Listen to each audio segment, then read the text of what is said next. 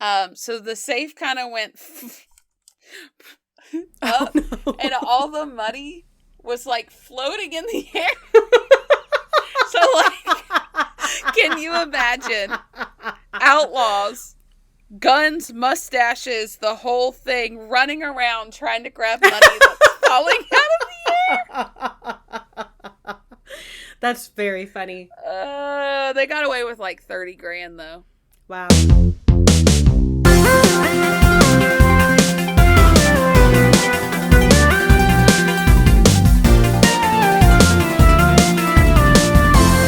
Welcome to Ill-Equipped History, where two best friends do their best to tell you about history because we're ill-equipped. You know, because the title. Right. You got it. You got it. I'm Emileigh. And this is Morgan. We are ill-equipped. I feel like these intros get a little worse every week. And you'd think it would be the opposite. You'd think we'd be like streamlined and good at this. I forget every previous intro as I'm doing my new intro. So I'm always going improv. And I'm not good at improv. Should we take some classes? Some improv classes? Probably would not hurt.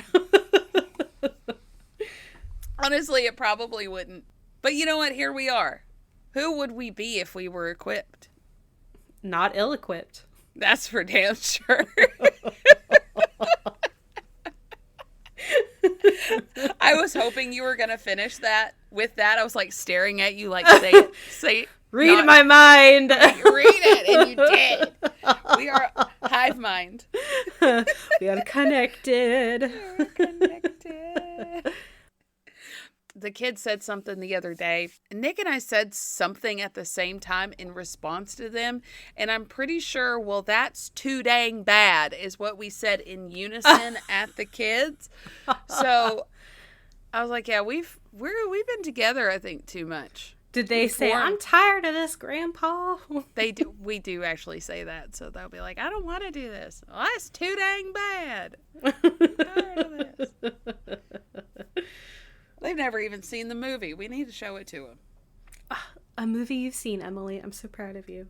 That one I've seen multiple times. I love Holes. It's a good one. It is a solid movie. Yeah. Anyway, I have a feeling this is going to be a longer one. Do we have any announcements? I can't think of any. Okay. But I'm also, my brain is mush, so. So is mine. So is mine. Yesterday morning, I looked at my calendar, little side note, and it said, bake so-and-so's cake and decorate. I forgot a cake. Oh, no. And I definitely didn't have time for it, but I did it anyway. How? Don't know, but I did it. You borrowed some time from the future, and then it's going to kick you in the ass when that future comes and you don't have that time. I think, I'm going to be like, where did those, 6 hours go? I needed, did I time jump? And it's catching up with me. That's what it was. Yeah. Yep. Yeah. Okay. So we're gonna get into it. Yay. It's 1900. Two women are on a train bound for Telluride, Colorado. They've had a long journey from the East Coast, but they are ready for the adventure that awaits them in the West. They have all their worldly possessions with them and are anxious to get where they're headed. I can't believe it wasn't that long ago that people had to take horses and carriages to get to where they were going. Now, we have these wonderful, wonderful trains. Lord knows I wouldn't have survived that long of a trek. I barely survived this one. The train comes to a full emergency stop with no station in sight. Oh dear, what do you think is going on? I'm not sure, but I have a bad feeling it can't be good. Two men enter the car from the side doors. Ladies and gentlemen, please stay calm. This is a robbery. Oh, robbery! No, I'll fight you, you son of a bitch! No one takes my stuff and gets away with it. Get out of here! I'm gonna get him! Hold me back! Devils! I knew it! No! Please, everyone, calm down. I'm not trying to hurt you. You ask us to stay calm during a robbery? Yes, please. Listen to me. I have men at the front of the train getting into the safe. We are not here for your things. I'm only here to make sure no one alerts the authorities. We only want to take from the greedy railroad owners. If everyone stays calm and cooperates, no one gets hurt. You will go on your travels without any issue. Are we understood? Volleys of yes sirs and head nods filled the train car. A few moments later, a loud boom sounded from the front of the train, startling the passengers. Then came a tap on the window that seemed to be the signal for the outlaw to leave. Thank you very much for your time. We hope we have not disturbed you too much this evening. Have a wonderful day. Before he could walk off the train car, one of the women asked, "Who are you, anyway?" Well, ma'am, I'm Butch Cassidy, and my crew here is the Wild Bunch.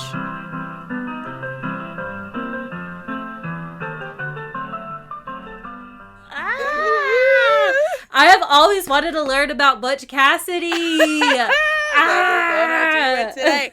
And guys, I have 14 pages of notes.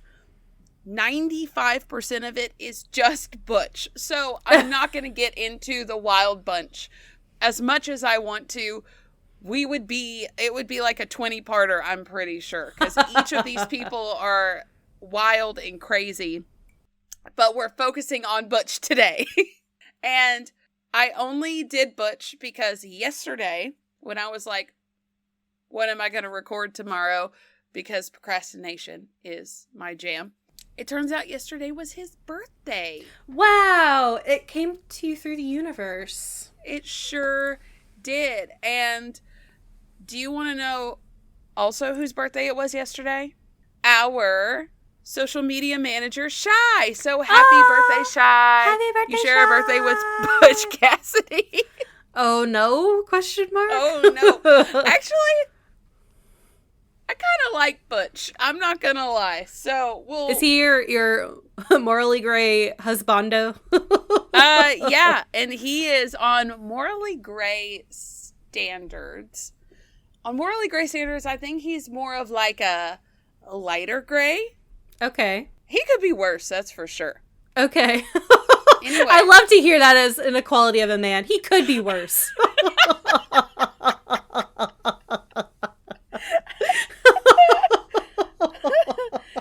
Fictional men, obviously he's real, but like fictional men for me, the bar is so low. It's so low. Anyway, so let's just get right into it. He was born, not Butch Cassidy. A lot of outlaws went by different names. He is one of them. He was born Robert Leroy Parker. And his parents, Anne and Maximilian Parker. Ooh, What a Maximilian name. Parker. This sounds like he invented the Monopoly game. It really does. They moved over from England to Beaver, Utah in 1856. They were Mormons. Butch, or he went by Roy at the time, Little Roy, was the first of 13 children. Bless her. Yeah. I don't know the status of any of the children. I don't know how many survived, died, Right. It was a thing. In 1879, they moved to Circleville, Utah, which is where he would live the rest of his raising. It is said that somewhere in this time he had his first little run-in with the law, and this is so sad. He went into a store in Hay Springs, which is near Milford, Utah, and he went into a clothes shop, took a pair of blue jeans, and then left a note stating he would come and pay for them later. And I just think that's so sad. He got in trouble for it. Yeah. Which I don't think he, jail time or anything like that. Yeah. But it kind of, he had a thing against the law his whole life. Yeah. So when growing up, his dad at some point, I think it was after they moved to Circleville, his dad was in a land dispute with another Circleville resident. And from what I can tell, the land dispute went to like a Mormon court, and his dad wasn't like the best in standing as far as like the Mormon church went. So they favored in the other person's side. Now, could it be that he didn't have rights to the land and, you know, in your own justification say, well, it's because, it's the 1800s. He lost the land dispute. They felt like it was because authority did them wrong. Mm-hmm. That is important in this story because this was another instance where he kind of had like a vendetta against the man, you know? And that is a hell of an upbringing if he has opposition to authority in being brought up under the Mormon church, which historically has a lot of authority, a lot of rules, a very intense power structure. Yeah. And it kind of led to family talks about being, you know, wrong. So it wasn't just him. It was like the whole family. And losing that land made them like scrape by to make ends meet. I mean, they got all these kids to feed. And he was expected to pitch in and go get a job. And he ended up going to the Marshall Ranch. Well, the Marshall Ranch is where he met Mike Cassidy, who was a local rancher who was kind of shady. Mike Cassidy took, I keep wanting to say Butch. He doesn't go by Butch at this point. Roy under his wing. And I don't know if he just saw something in the kid, but he trained him to be an excellent horseman and how to shoot. And it was said that by the time Mike was done with him, little Roy could ride a horse at full gallop around and around a tree and empty a revolver into a 3-inch target and never miss. Wow. So that's impressive. Pretty good shot. It's a sharpshooter. Yeah. So he also introduced him to this outlaw lifestyle, which Roy liked better than the farm life because farm life is rough and hard. And especially after they lost the land, it was even harder. And the outlaw lifestyle, like, you have money and you're gambling and you're drinking a little bit and, like, you're meeting pretty ladies. And it's a whole vibe. So he decided that he was going to take off. And in 1884, he was rustling cattle. So he was stealing them, basically. Yeah. And this is where his life of crime really started snowballing a little bit. And somewhere, it's really hard to pinpoint, somewhere in these early days, he started going by Butch Cassidy. Not really sure when, so I'm saying it now, so I can now start calling him Butch. But Cassidy, he changed his last name to Cassidy first. Some say it was to either honor his mentor, his crime mentor, or to kind of keep his family name out of it. Yeah, that makes sense.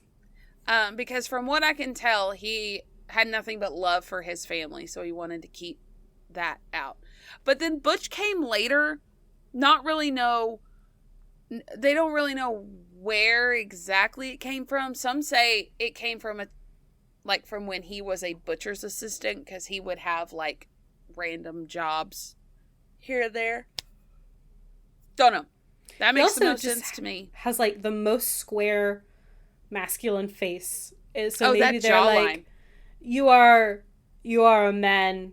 And so it wouldn't even surprise me if someone just started calling him Butch as like a nickname. You know, like you are. Yeah. Well, and the butcher's assistant, it's like, I'm imagining them sitting around a campfire and they're like, so what have you done? And he was like, yeah, I was a butcher. And they like poke fun at him a little bit. Yeah. And then a nickname forms out of it. Like it Yeah. could be something as mundane as that. So the next section I have is just called Crime. Oh boy. The Utah Robin Hood.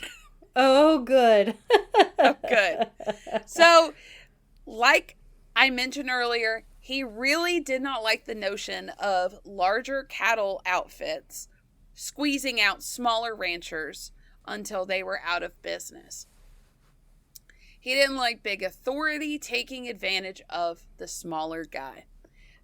Who does that sound like? Robin Hood? Yes. So back then, if you found stray cattle without a brand, legally you could take them. Right. Well, the bigger ranchers were taking, ones that weren't right to be taken. Right. So they also would block off water holes in streams that fed the smaller ranchers. So they were just being big old assholes. So there's a lot of animosity towards these big land barons. And he eventually left home for good. Air quotes. I mean, he came and went. But like he left home and he made his way to Telluride. I don't know why I think this is so funny, but some people think that the name Telluride came from a quick way of saying to hell you ride. Okay. So like I don't think it was a very good town. To hell you ride.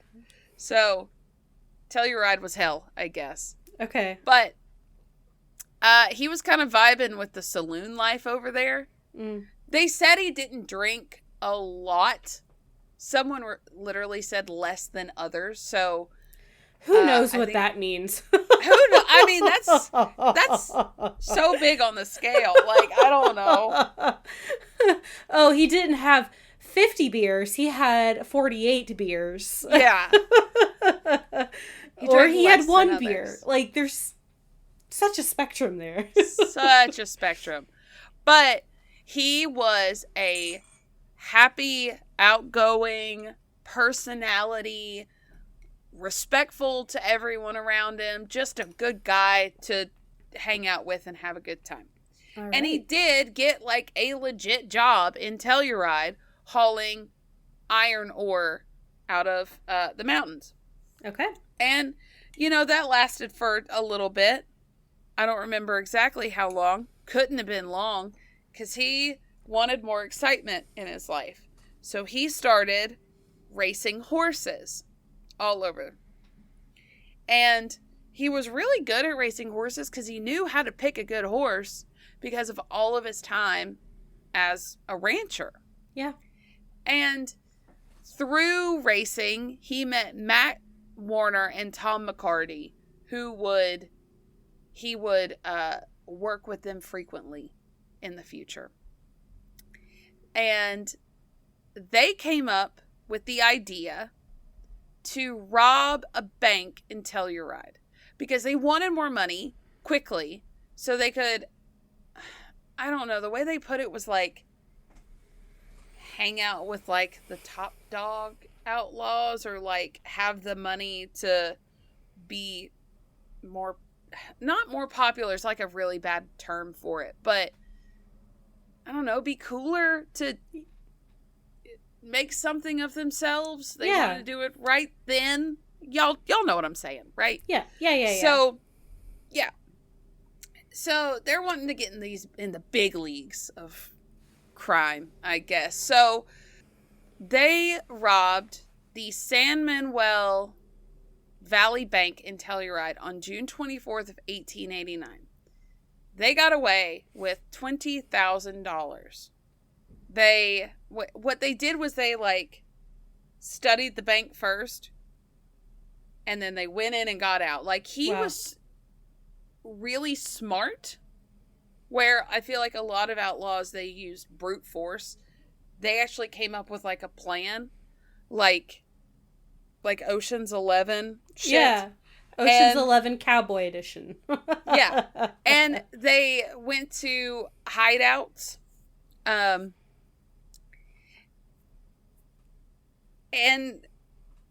got away with it.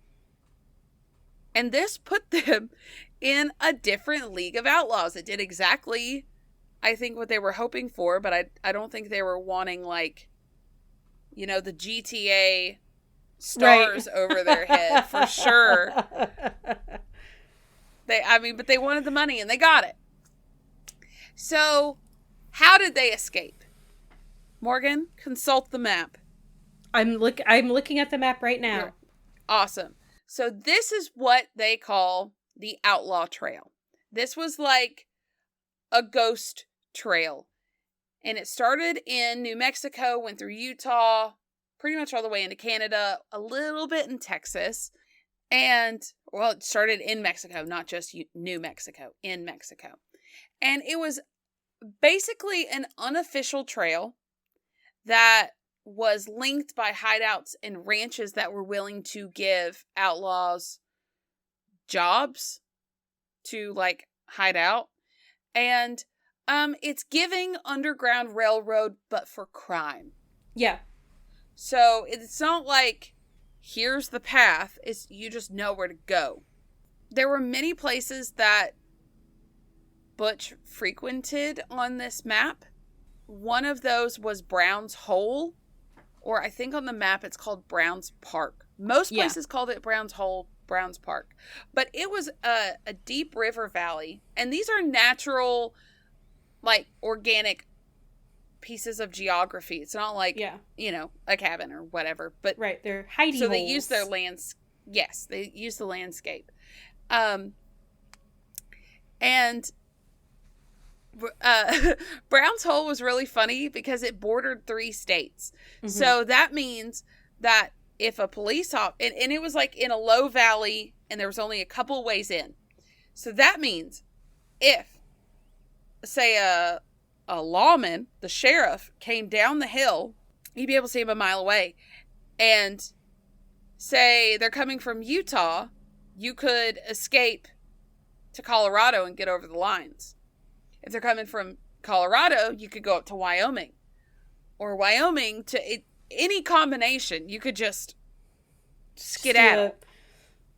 Circle yeah, in the states. And any cop that's trying to go, like, down in there is risking their own life because they are just sitting ducks, like, to get down in there. So the next one is the Hole in the Wall, which is in central Wyoming.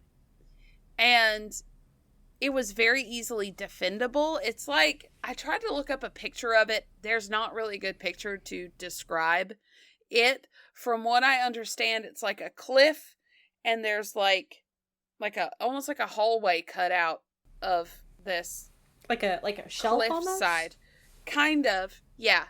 And it was easily defendable.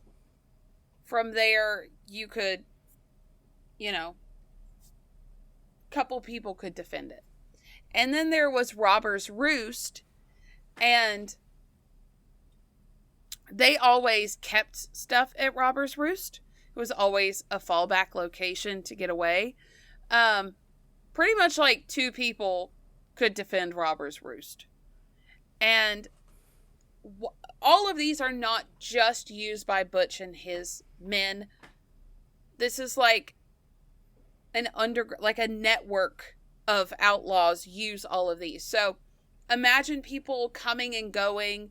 You might run into someone at Robber's Roost and then, you know, part ways, or you do a job together, or, you know, different job with different people, but they congregate there. It's like outlaw safe zone. Right. I also wonder, like, how much conflict happened when different gangs of criminals would be near each other. Yeah. Mate, I mean, I didn't see anything about it. I didn't look too deep into the Outlaw Trail on its own. I felt like it was important to know, but there could have been. But also, think of the like groups that were formed because of the Outlaw Trail, and because it was on the Outlaw Trail that he met. It is thought that he met the Sundance Kid. Okay. So, I don't know. So his notoriety is growing because he is only targeting banks and people who take advantage of the little guy, you know? Also, stealing from the big cattle ranchers to give back to the smaller cattle ranchers. Literally some Robin Hood shit. Yeah, seriously. And there was a really bad winter in 1886, and things got tense. I mean, a lot of cattle was being killed because of this extreme weather, so that put small ranchers at a really big disadvantage, and then the bigger ranchers who had money were buying cattle for a premium. So he was becoming more and more popular. This kind of helped him become more and more popular. He decided to lay low from the bank robbing for a little bit and run some cattle. You know, it's very lucrative at this time. I'm sure. So he did this for a little bit. It's okay. He's an outlaw, guys. I can't get his timeline perfect. Bear with me. So the ranchers got really pissed off at him because he's doing shit they don't like. So the big ranchers and banks, and they colluded, got some ranchers to sell him some horses that they knew were stolen.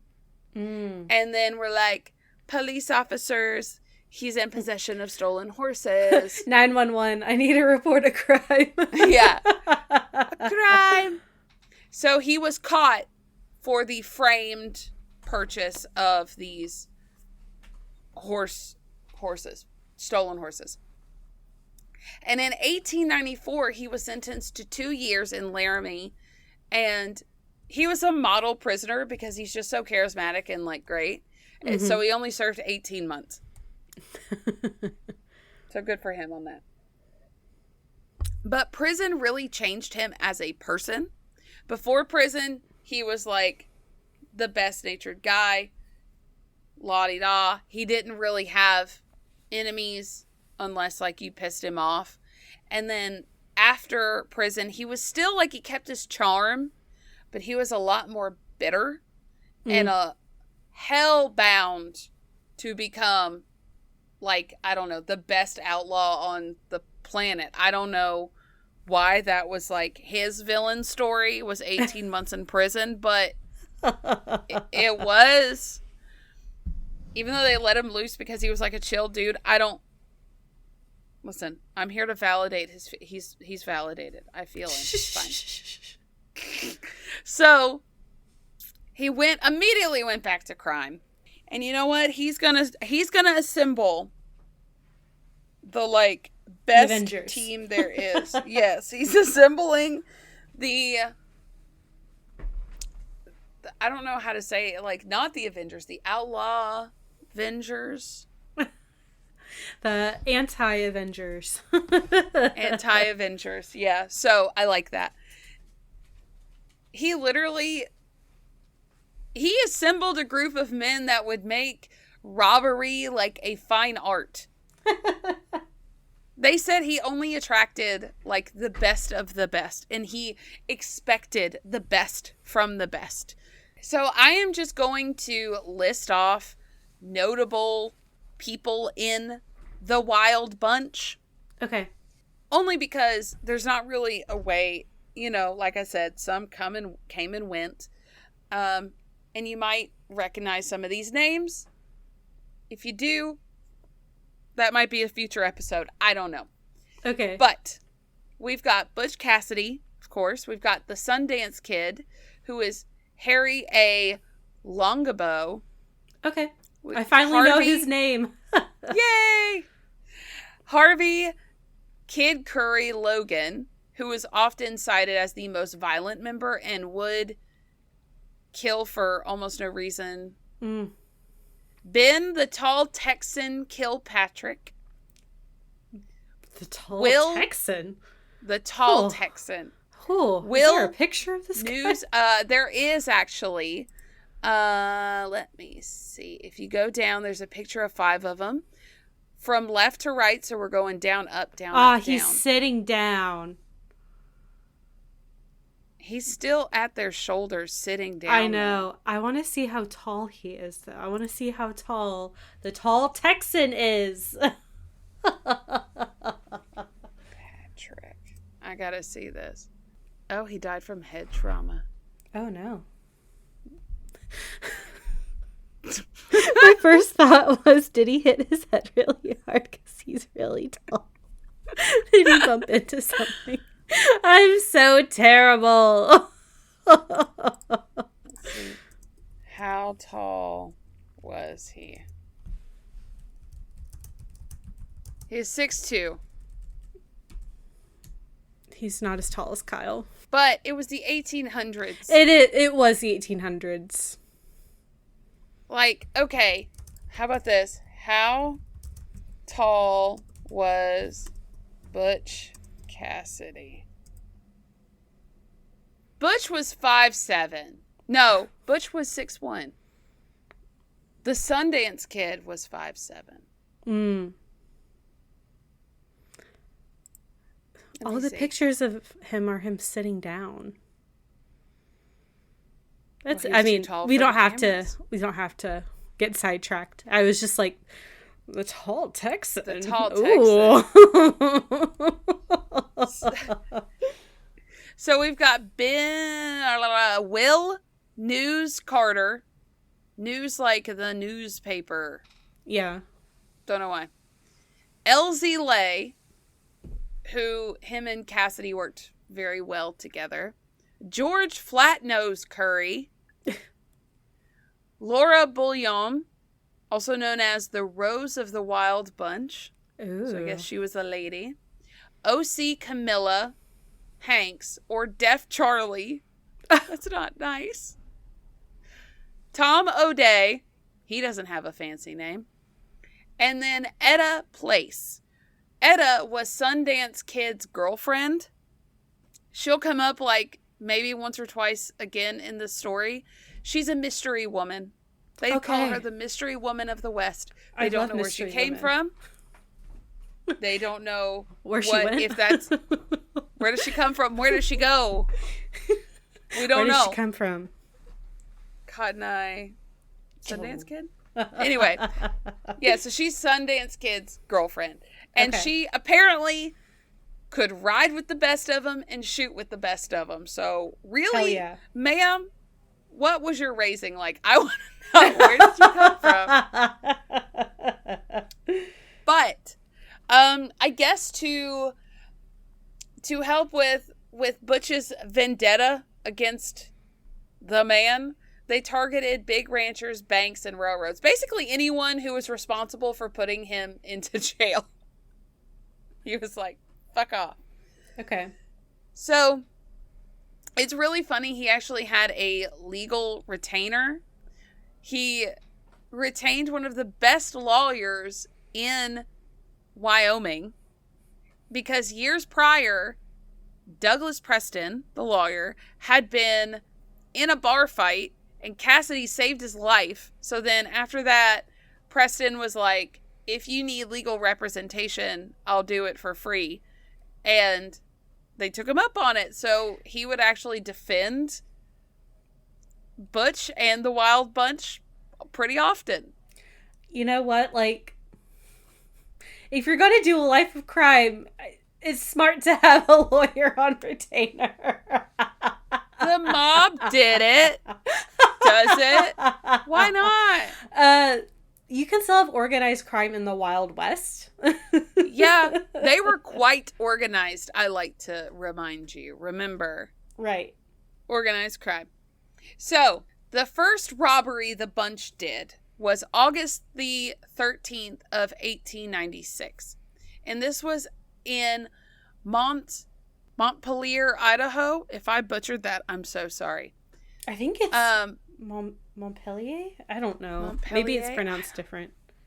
Montpelier? Anyway, it doesn't matter. I was thinking, like, that's got to be French of some form, but it's in America and we butcher everything. So I try to go for a more Americanized version. Because, like, Lafayette, Georgia. Like, if I'm talking about the pirate, it's Lafayette. If I'm talking about Georgia, it's Lafayette. Or it's like, there's Lebanon, Tennessee, and then Lebanon, the country. Yeah. Spelled the same. It's Lebanon. I've gotten into arguments about that. Yeah. I'm not seeing how to pronounce it. Oh, Maryville? Yeah, I know it's spelled Maryville. Maryville. It's not. It's Maryville. It's got a hard U in there. Maryville. Anyway, wherever that is in Idaho, however you say it. This was the first of their, like, signature way of holding up. What is it? I just looked up. It's Montpelier. Montpelier? Montpelier. Or Montpelier. We were so wrong.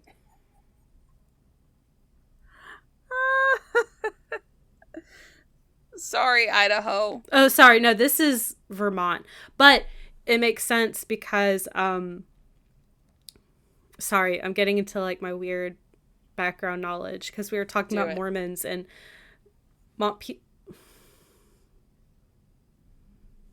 maybe it is Idaho. It was named by Brigham Young, who was one of the founders of Mormonism. Yeah. So. Yeah. That makes sense. Montpelier. Montpelier what? Carrot? So,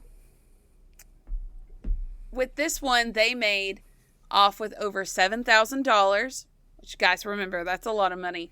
Yeah. But in this one, they had like the Crime Pony Express. So they had staged horses with men holding the horses. They would ride the horse until they can't ride anymore, switch horses, and keep going. And that's how they got away so quickly. And I guess the guy would just, like, ride off on the tired horse. Just be like, you did a good job, girl, I guess. But it was said that he knew horses so well, he knew how far they could go at top speed and when to, so it worked out really well. Throughout his years, he would have several run-ins with the law and would evade them in every turn. So, another big one, I'm just going to talk about a couple of his big ones. I literally cannot talk about all of them. So, yeah.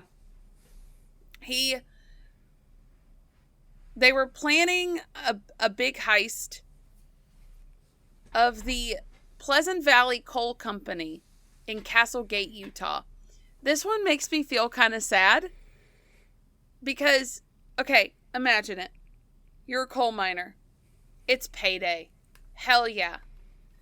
You're going up to the car, the train car, where the money comes off, and then the paymaster has to, like, pay you your coins, right? Mm-hmm. But it's in a sack because 1800s. Right.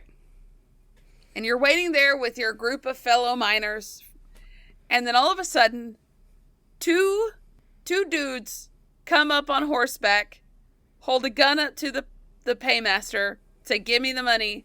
The paymaster hands them the money, and then they're gone. That does really suck. My money.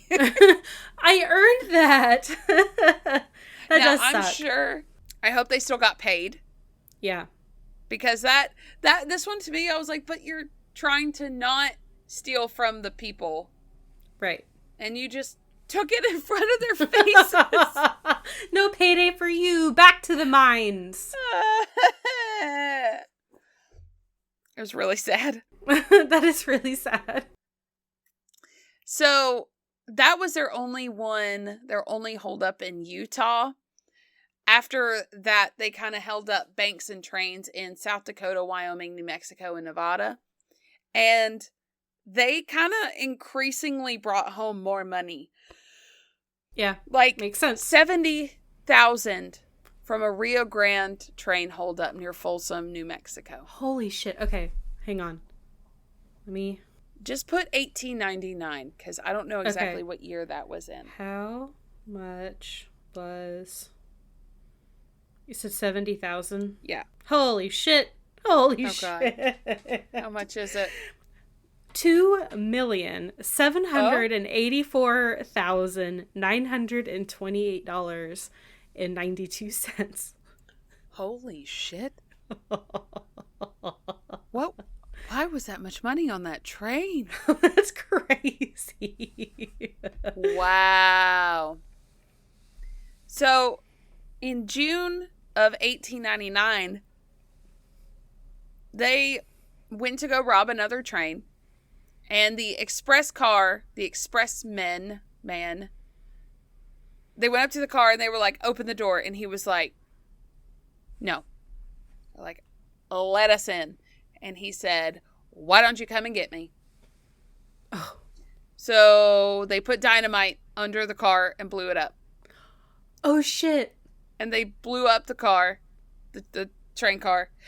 The dude lived. He was surprisingly pretty uninjured. He was rattled. Yeah. But I'm glad he was okay. Yes. Logan, the violent one. Yeah. I don't remember what his nickname was, but he was like, had the gun to the guy's head for the trouble he caused.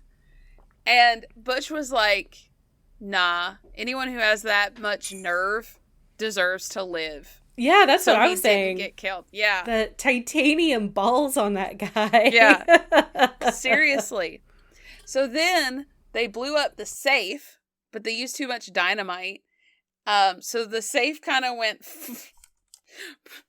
up, and all the money was like floating in the air. So like, can you imagine outlaws, guns, mustaches, the whole thing, running around trying to grab money that's falling out of the air? That's very funny. They got away with like 30 grand though. Wow. So by then, they had a huge amount of people looking for them. Their glory days are kind of over because the railroads are pissed because they've taken hundreds of thousands of dollars from these people. So that's millions of dollars now. So the railroads were like, we're gonna hire detectives. So the Pinkerton National Detective Agency. Pinkertons. Yeah, where were they? Okay, what episode did we talk about them? Because I know we have. What was it? Yes. We'll have to think. Okay, I knew they sounded super familiar. Yeah, and I was like, can't. It was an episode you did. Was it? I want to say it was. Was it another outlaw? It wasn't Bonnie and Clyde, was it? I'm not sure. We'll have to think on this. Yeah. Guys.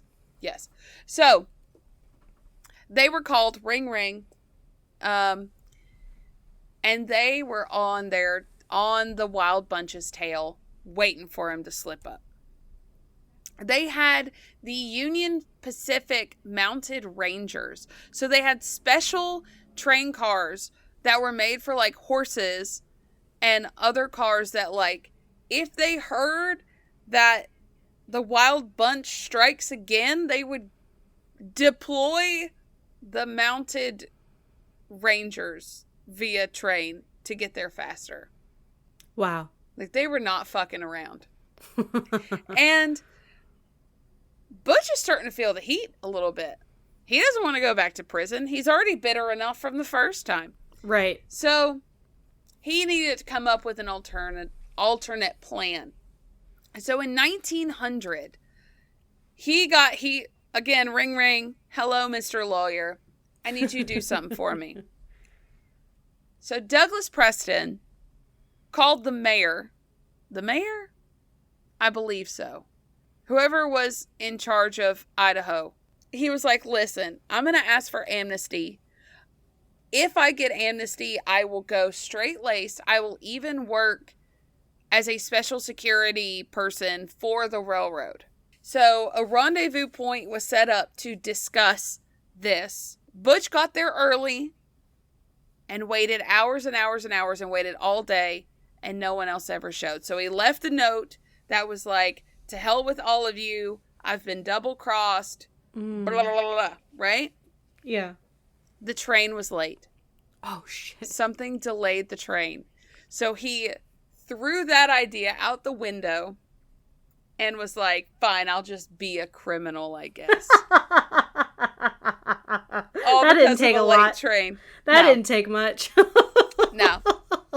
So, I mean, honestly, do you really think he could have been straight-laced? No. Probably not. Maybe, but probably not. So then they crossed the Great Salt Lake Desert in Nevada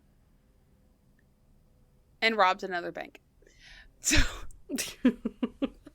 So then he started thinking, what if we went to South America? The cattle industry is booming right now in South America. You could get pretty rich just from being a rancher down there. But we're going to need, if we want to do that, they were it was like I'm going to do it. Oh, don't do it, girl. Don't do it. Kind of vibe. We don't know. But they needed, either way, they needed money if they were going to do it. So they could go, I don't know what they're spending all this money on. They've never heard of a savings account in their life, I don't think. Honey, how are you out of money? Like, your commission from that one would have set you up so good. Right. Just live responsibly, dude. Anyway, so they had the idea, and Butch, Sundance, and Etta were like, we'll go. 3 of us. Mm-hmm. They kind of were still on the fence about it, though. But then in 1900, in Fort Worth, Texas, they were living it up. And they decided, the 5 of them that were there, were going to take a little photograph. Because that's new, right? Right. So they decked themselves out, looking like the business people they've been robbing, which is funny to me. That's not what they would have worn every day. They were looking real schwanky that day. And they were like, let me take a selfie real quick. Okay, so from left to right, if y'all are looking at this picture, we've got Sundance Kid, go up, Will Carver, down, Ben Kilpatrick, so that's the tall Texan in the middle. Go up, that's Harvey Logan. He was the scary one. And then on the far right is Butch Cassidy. They do look very dapper. Oh, I'm telling you. About any one of them could have got me. That's for sure. I'm looking at Mr. Mustache right there. On the top right? Yeah. The scary one? Yeah. I know your history. Oh, I know what you like. You called it. That's so funny. I just think it's so funny that I know this about me now, and I married the sweetest man on this planet. Like the opposite. It's like my real husband and like book boyfriends are different, okay? Yes. Anyway, so this photographer was like, that's a hella good picture. I did so good on that. I'm going to display it in my thing because I did such a good picture. Obviously not knowing who it is. Right. I just... So then a shit, it's like always someone the came in. Tiniest little simple shit. Yeah. Oh my God. You could have, like, they could have been like, listen, I know this is a good picture. I'll pay you to not hang it up. Okay? So this little picture became their downfall because they only knew what Butch looked like because of his prison photo from when he was in prison. Right. He has a very distinct face. They didn't have positive faces for the others. Oh, jeez. And now now they do because somebody recognized Butch. Oh my god. So my next section is gotta run. Yep. So now they have to go to South America to get away from everyone. Wow. So all the way to South America. Yeah. Wow. Butch, Sundance, and Etta set sail for Argentina in February of 1901. The rest of the crew stayed behind, and between soldiers, Pinkerton detectives, and lawmen, the rest of the crew were pretty much captured or killed in the early 20th century. Damn. So that's kind of the end of the Wild Bunch. But for Butch, Sundance, and Etta, they went to Buenos Aires harbor, and then they settled in Argentina, became cattle ranchers. Now, disclaimer, this is where the story gets less documented and less for sure. So we do know that for a couple years, they lived on a homestead. They built a 4-room ranch house. They had livestock. They were ranchers. Something happened that led them back into a life of crime. Some say they ran out of money. Mm-hmm. Some say the Pinkertons were closing in on them, and a neighbor found out who they were. Others, which actually this goes with the one I just said, Pinkerton informants, intercepted a letter Sundance had sent to his family, so they kind of figured out that the cover was blown. It's almost sounding like your Alcatraz episode. Yes, it is. I was thinking the same thing. I'm like, oh, South America and like cattle and the family. It's a letter or a photo. I love a good escaped criminal, turns out. So you're a simple woman. I'm a simple woman. I love crime.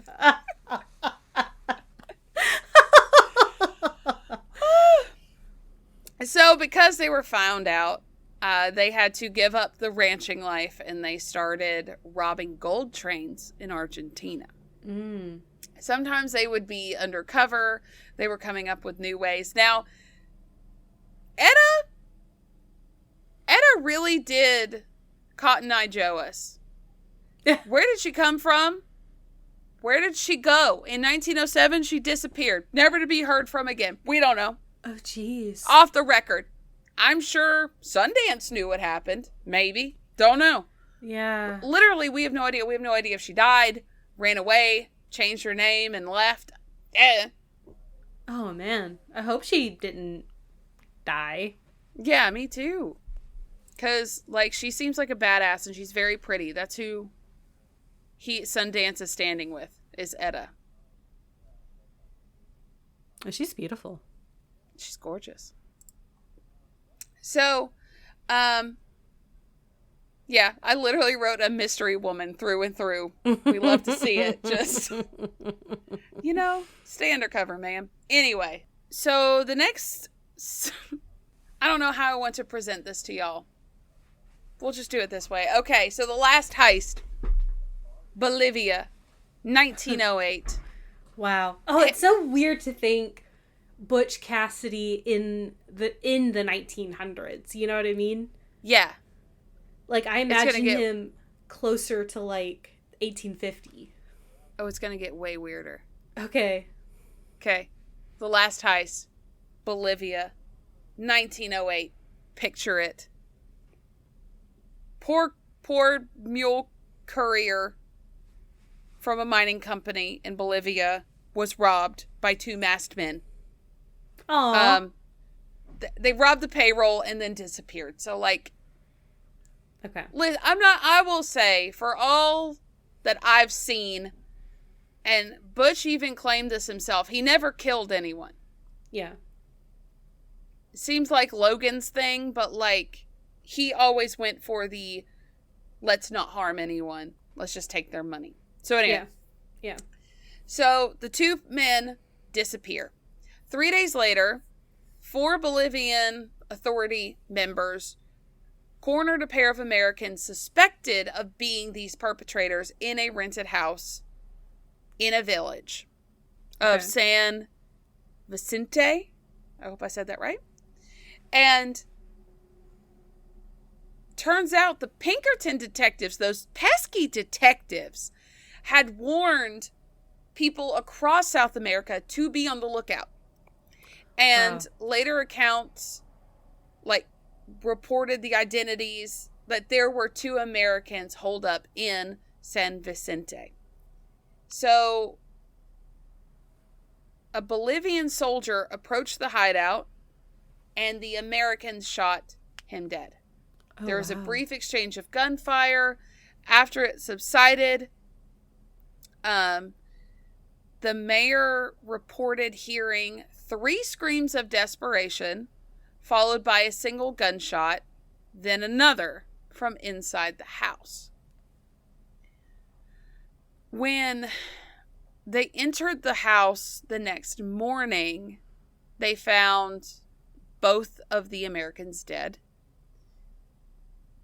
And from what they said, it looked like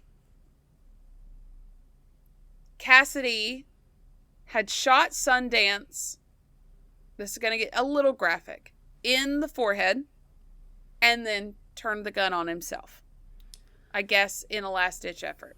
I guess my question is, and this is not something for you to answer, but the mayor said he heard 3 screams. Yes. 3 screams of desperation. So maybe Sundance was pleading. Oh, okay. I guess I was thinking 3 voices. And I was like, who is the third voice? Who's the third? Ooh. No. Yeah, screams of desperation. Okay. So the courier identified the corpses as the thieves that had ambushed him. Although he had never seen the masked men. They were masked, so he only saw their eyes. Yeah. Okay. So no one ever positively identified these 2 men as Butch Cassidy or the Sundance Kid before their reported burial in an unmarked grave in the cemetery. So they're dead, right? But wait, there's more! So, there are rumors that Butch and Cassidy were not killed in South America. So, gotta remember, at the time, they were not the only ones doing this. There were other Americans in South America doing the exact same things and also getting killed. So there was speculation that it wasn't them. Right. So family members also fueled these stories by insisting that they had not been killed. They had come back into the States and had even visited with the families. So let me tell you, I don't know what happened to Sundance Kid. So let me tell you what is believed to be Cassidy's actual last years of life. Okay. So he returned back to the United States under the name of William Phillips. And then he went to Michigan, where he fell in love with Gertrude Livesey, and they were married in May of 1908. How old is this man? In his 40s now? I just didn't even think about that. Okay, so then they moved to Arizona, where he made a little bit of cash on the side by fighting with Pancho Villa of the Mexican Revolution. Okay. Then they went to Spokane, where he founded the Phillips Manufacturing Company and later worked for Riblet, who made chairlifts and tramways. But things kind of went downhill, and they were close to bankruptcy, and he made a couple trips back to Utah and Wyoming, hoping to find some of his buried money, but was unsuccessful. and he was diagnosed with cancer and died on July 20th of 1937. That's crazy. Yeah. Right before World War II. Yeah. So he lived through World War One. And he was born right before or during the Civil War? 1866. Oh, so right after. Yeah. So there is some evidence to point to this being true. Now, family members, like I said, fueled the stories. Cassidy's sister, Lua Parker Bettinson, wrote in her book that she wrote in 1975, Butch Cassidy, My Brother, that he returned to the family ranch in Circleville in 1927 to visit their father and to attend a family wedding.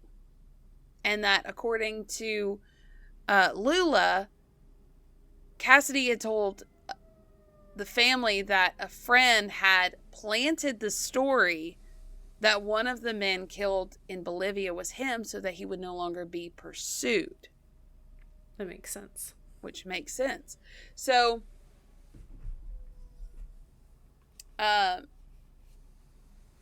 she said he's buried in an unmarked grave that is only known by the family. Didn't Josh Gates try to find his burial site? I think he tried to find his money. Did he try to find his burial too? I remember that episode, but I just remember for sure him trying to find the money. So what's really cool is a little bit of science got involved.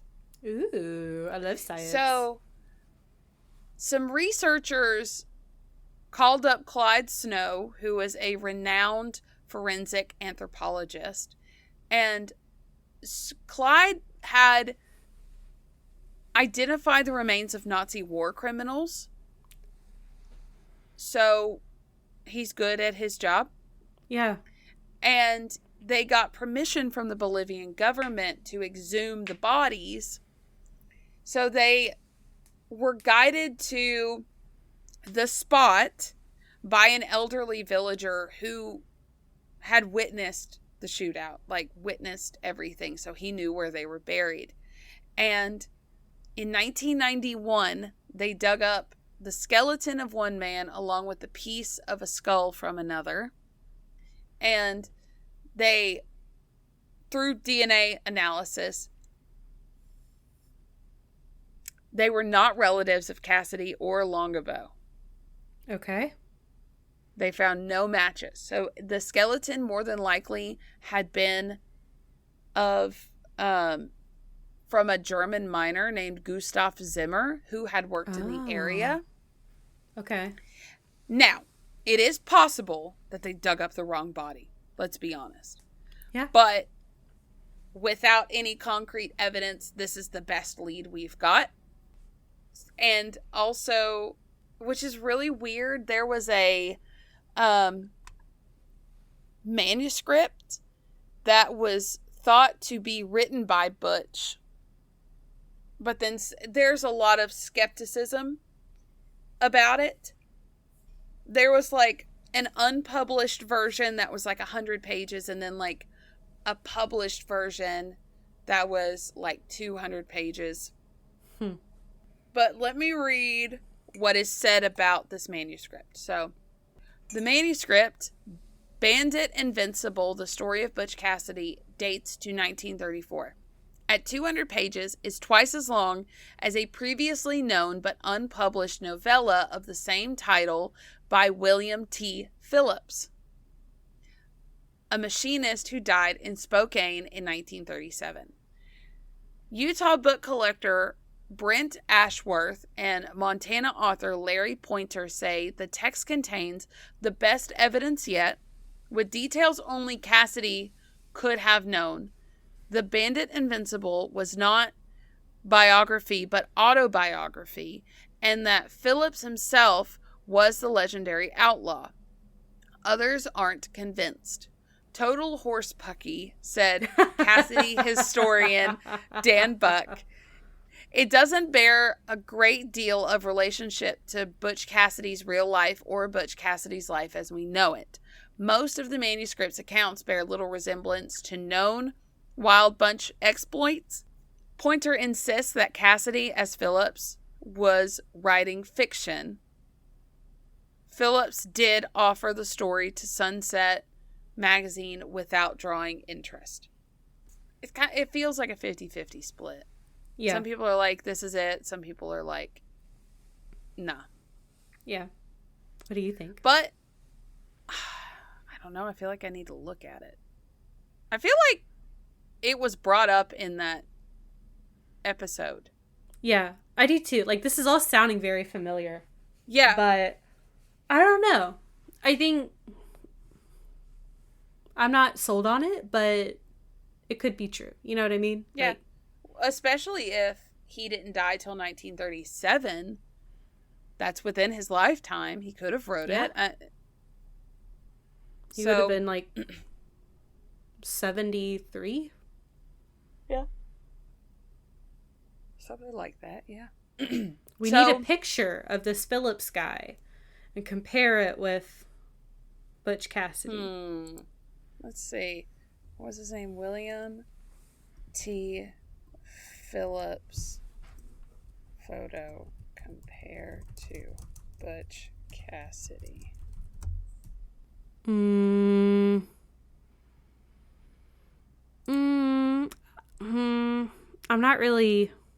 don't really see it. I don't see the it jaw either. Is all wrong. The jaw is wrong. The lips are a different shape. The brow is different. Like, it looks like Butch has like more like kind of like deep set, heavier brow, and then William Phillips it's not quite as like furrowed or like deep. Yeah. But that doesn't mean he didn't survive and like no. He just didn't write that book. Yeah. Which is fine. Listen, I wanted him to make it out of Bolivia. It's what I'm telling my heart. Anyway, so legacy. It was really weird that like one of the first Western movies was made in 1903, and it was based on him. One of his train robberies, the Great Train Robbery in 1903. It was a 10-minute long movie. He was still alive. Yeah, that's still like even like within his rumored death, you know? Yeah. Yeah. And then obviously in October of 1969, Paul Newman and Robert Redford starred as Butch Cassidy and Sundance Kid. It's called Butch Cassidy and the Sundance Kid. But anyway, it won 4 Academy Awards. Yeah. And is a classic. I haven't seen it, but I haven't either. And also references have been made all over, like in Simpsons. Red Dead Redemption 2 actually drew a lot of inspiration from Butch Cassidy and the Wild Bunch. And there's been tons of movies and that have like directly and indirectly referenced them over the decades. So he put himself... like peak Wild West. Yes. And a final word from Butch. I don't know where he wrote this, but somewhere he wrote this.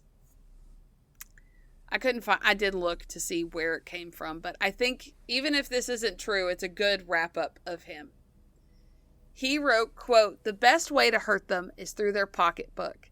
They will holler louder than if you cut off both legs. I steal their money just to hear them holler. Then I pass it out among those who really need it." Robin Hood. Yeah. The Wild West Robin Hood. Yeah, yeah. And, you know, like, just thinking of so much media being made after him, like, it's very easy to idolize him because he had a rule of never killing anyone, and he didn't hurt anyone. He didn't go after the little people. Like, it's so easy to make a hero or a morally gray hero out of I'm justifying it. Someone He's a like hero. I don't know about some of the other men. Yeah. But I feel like his Mormon upbringing clashed with the outlaw. Yeah. And it made like this, not weird, but like interesting mix of like moral, like a strong moral compass, but in a criminal. Yeah. And I, like, when you were talking about the kind of standoff in Bolivia and people thought that he killed Sundance and then killing himself, like, even then I was like, that just doesn't sound like him, because he never used violence. It doesn't. That's what I thought. It does not sound like him at all. Like, I think he didn't want to go back to prison, but it doesn't seem like he would resort to that in order to not go back to prison. Like, he would probably try to escape. Yeah. I think, I mean, he eluded the cops how many times at that point? Like, a lot. At this, reading this, I feel like there's a good chance they escaped Bolivia because they never got a positive ID of it confirmed being them before they were buried. It would make sense. And I am inclined to believe the family members. Yeah. Why would they make that up? And I can even see, like, the Pinkerton detectives wanted to say, we've closed this case. Yeah. Pay me money. We're done. Yeah. It doesn't have to go on our record that we couldn't find one of the most notorious bank robbers ever. Yeah. Yeah. And I think people like this manuscript, I don't believe it. I didn't look too deep into it to figure out if it's confirmed or not, that it's there's just something about it that I'm like, maybe there's stuff in there that, you know, only Butch would know because it was made up, like, because it's not true. Yeah. And you could make some money. So, yeah. You know? He was always strapped for cash. God, they were giving out too much. You should have saved some for yourself. Oh, Lord. All right. Well, you ready? Yeah, hopefully you guys didn't hear this, but my power went out in the middle of recording, and I have no idea why, because it's not stormy. And it wasn't just my house, too. It's like our entire neighborhood. Kyle was coming back from a gas station, and all the lights in our neighborhood went out. And he said it was really freaky. That is weird. Ugh. So he said it sounded like a transformer blew, but all I can hear, which you guys probably hear it in the background of my recordings, there's drag racers that go out on the highway near my house, and they just and like all the backfiring. That was the most accurate car sound I've ever heard. I go to sleep to it every night. And for a while I was like, Kyle, they're shooting off rifles, because they sound like rifle shots. And he was like, no, it's the backfiring. I'm like, are you sure it really sounds like rifles? No, just I'm used a car. to it, which is I have edited out a few of those before. Or the big transfer trucks that make a lot of noise. And like, in the recording, they're like,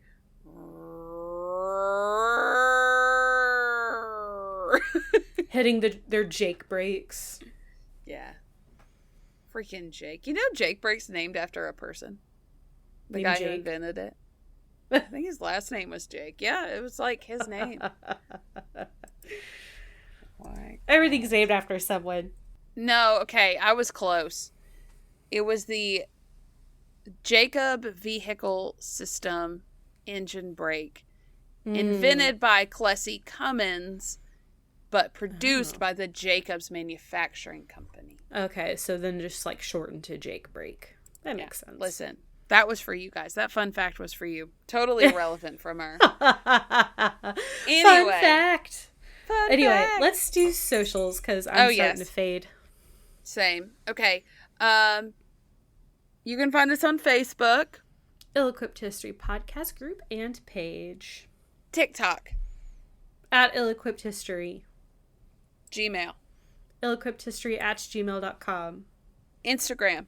At Ill-Equipped History. And Patreon. Patreon.com/Ill-Equipped-History. Oh no.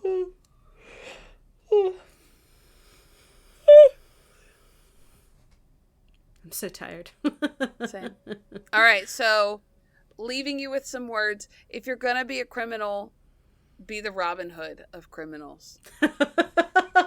Sure. I think that works. And if you're a criminal, have a mustache and there's a chance I'll think you're cute. Apparently.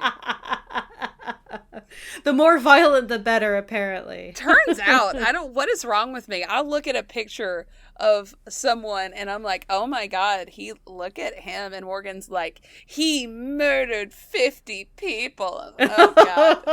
Why? Why am I like this?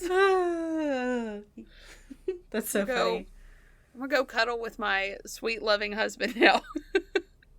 Okay, bye. Okay, bye.